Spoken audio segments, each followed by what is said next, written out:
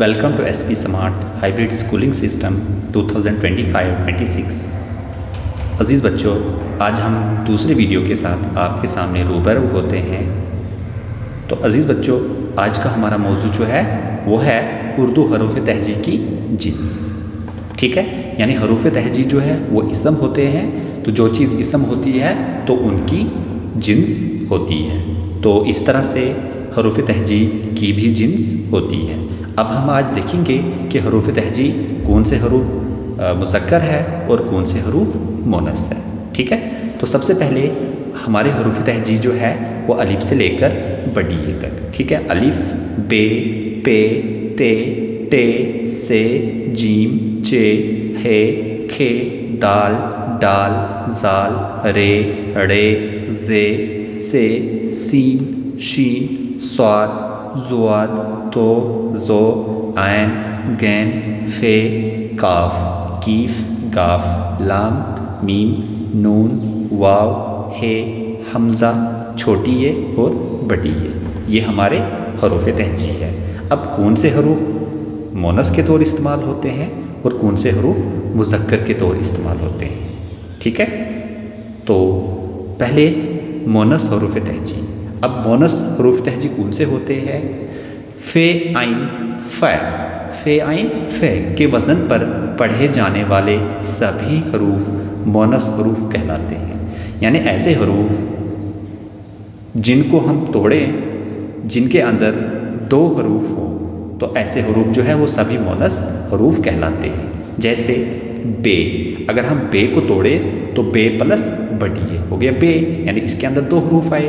اسی طرح سے پے ہے، پے پلس بڑی اے، پے، اس کے اندر بھی دو حروف ہیں۔ اس طرح سے تے ہے، تے اور بڑی اے، تے، ٹے، ٹے پلس بڑی اے، ٹے، سے پلس بڑی اے، سے، چے، چے پلس بڑی اے، چے، ہے پلس بڑی اے، ہے، کھے پلس بڑی اے، کھے۔ یعنی ایسے حروف جن کے اندر دو حروف ہو، یعنی دو حروف کا جوڑ ہو، تو ایسے سارے حروف جو ہے وہ مؤنث حروف کہلاتے ہیں۔ ٹھیک ہے، مؤنث حروف وہ حروف ہوتے ہیں جن کو اگر توڑ کر لکھا جائے تو دو حروف کا استعمال ہوگا۔ جیسے بے بڑی اے ہو گیا بے، پے بڑی اے، پے، تو، تو، زوا، زو، ہے بڑی اے، ہے، وغیرہ وغیرہ۔ تو یہ سارے حروف جو ہے یہ مؤنث حروف تہجی ہے۔ اس کے بعد مذکر والے کون سے ہیں؟ مذکر حروف تہجی وہ حروف جو فے، عین، فے کے وزن میں نہ ہوں، مذکر حروف کہلاتے ہیں، یعنی مذکر حروف تہجی کہلاتے ہیں۔ جیسے الف، جیم، دال، ڈال، زال، سین، شین، صاد، ضاد، عین، غین، قاف، کاف، گاف، لام، میم، نون، واو، یہ سارے حروف جو ہے یہ مذکر حروف ہیں۔ اب ہمیں کیسے پتہ چلے گا کہ یہ مذکر حروف ہے؟ یعنی ایسے حروف جو فے، عین، فے کے وزن میں نہ ہوں، یعنی ایسے حروف جن کو اگر ہم توڑ کر لکھیں تو جس کے اندر دو سے زیادہ حروف ہوں تو وہ مذکر حروف کہلاتے ہیں۔ جیسے اگر ہم الف کو توڑیں تو الف پلس لام پلس فے، الف، الف، لام، فے، الف، یعنی اس کے اندر تین حروف ہے۔ جیم کی بات کریں ہم، جیم، یہ، میم، جیم، اس کے اندر بھی تین ہے، دال، دال، الف، لام، دال، اسی طرح سے ڈال، الف، لام، ڈال، زال، الف، لام، زال۔ اگر ہم غین کی بات کریں، گاف، یہ، نون، غین، کاف کی، کاف، الف، کاف، تو اس کے اندر تین حروف کا جوڑ ہے، تو یہ سارے حروف جو ہے وہ مذکر حروف کہلاتے ہیں۔